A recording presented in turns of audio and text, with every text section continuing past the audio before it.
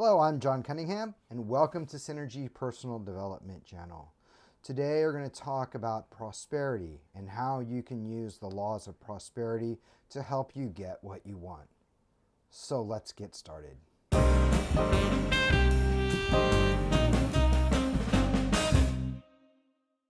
So I have a friend who always wants to get a big dream, right? They think that they are going to be rich, or that they are going to, or another friend thinks that they're going to start a really big business, or someone else has the dream job, right, that they want.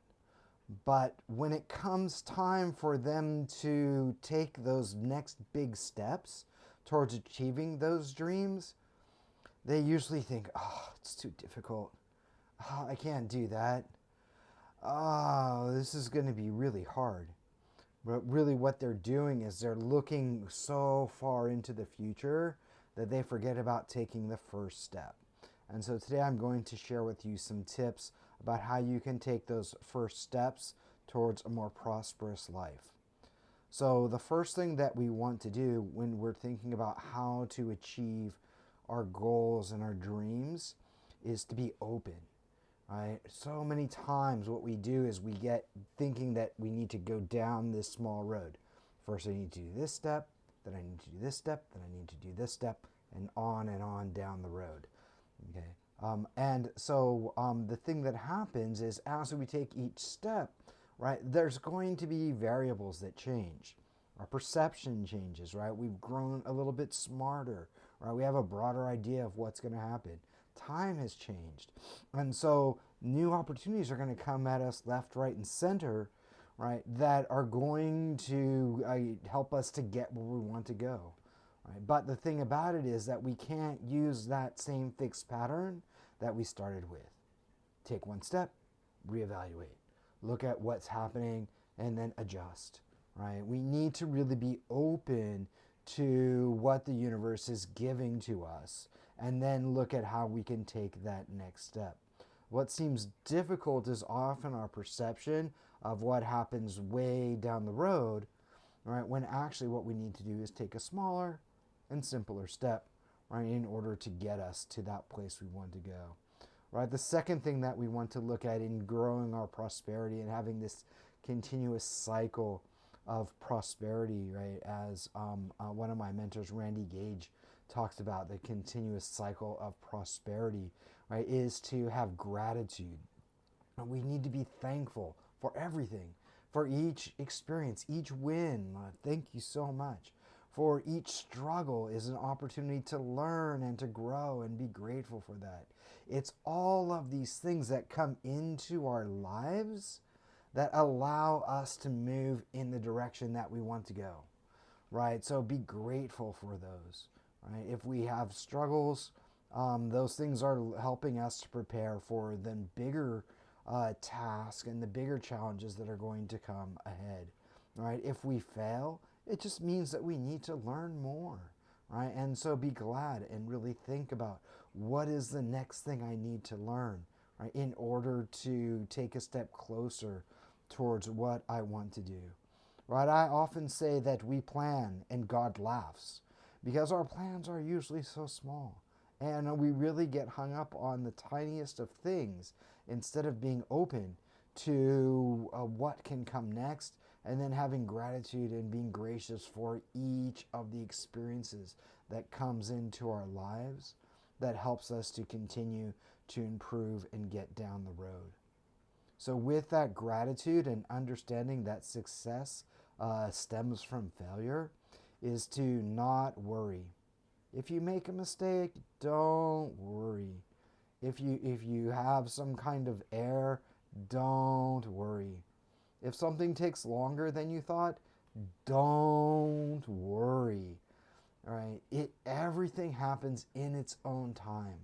Right? There's some things we have control over, and there are some things that we don't. But when we try to control the whole environment, we find that we get stressed out, right? We get frustrated, right? We think that things are not going the way we thought they would. But they're going the way they should go. And they're going to happen in their own time. So don't worry. Step back, take it easy, shake it off a little bit, right? Get ready to take the next step, right? And be, as I said before, with being open, be flexible, right? For whatever that next thing is going to be, right? And the next thing that we're going to talk about is that success leaves clues. So when we have a little bit of success, it's a clue as to how we should do the next thing. And then as we see that, right, we keep moving forward more and more, right, towards that success, right? Tony Robbins says that if you want to find success in your life, find people who are doing the things that you want to do and see how they do it and learn the lessons from them. This is the great thing about having a coach.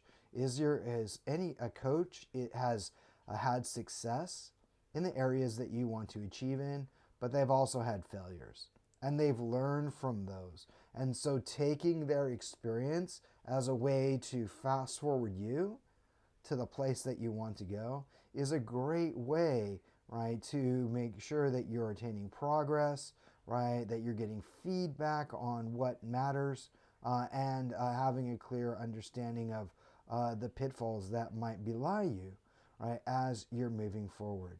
But success does leave clues, right? There are things that happen that show you how to do things. That's why companies use SOPs, or standard operating procedures, because they know that using these steps in this way will lead to success, right? And we should use some of those ideas as well. If there's a way that you always do things that works out right, write it down, take a note of it, and then use that again and again, right? What you'll find is that if you have some problem or it doesn't go so smoothly, you probably forgot to do one of those steps, right? Or you didn't do the step correctly. Right? A good example of success leaving clues is when you're cooking, for example, right? When you need to sometimes, like why, for example, when you're making, like when I love making pasta sauce, and one of the techniques for making pasta sauce is to sweat your vegetables. And what it means to sweat your vegetables is like you cut all your vegetables, you add your oil, you add your seasonings, and then you let it sit for a little while, 20 minutes, 30 minutes, right? You can even let it sit a little bit longer, right? And I find that when I take the time to do that, my sauce comes out so much better. Why? Because the oils break down the vegetables and they allow the seasoning to get in, and that makes the taste a lot more flavorful, right? If I don't do that, I mean, sometimes my pasta sauce tastes like it's right out of the jar. Like that's okay, but why would I spend 2 or 3 hours making a pasta sauce if I'm just going to duplicate the taste that I would get out of a jar? Save myself time, save myself money, right? And get something that's satisfactory, right? Instead of trying to cook something, right, that is gonna be knock your socks off amazing, right? So yeah, so think about those things, right? That help you to do better, right? And note them down so you can use them again and again, right? Another thing to think about is that you're going to see metrics, right? So if maybe when, for example, like in my writing, right, I see that about maybe 30% of people, right, that click on an article that I write actually read it, right? And so I know that that of those, so if 30% read it, so I know if 10 people read it, if 10 people see it, 3 people are going to read it, right? If 100 people see it, probably about 30 people are going to read it, right? And if 1,000 people see it, probably about 300 people, right, will read the story. So then I just need to understand the scale, the economy of scale, right? If I want to have my my article in front of 10,000 eyes, right, then I can expect that about 3,000 people, right, will see the article or will actually read the article.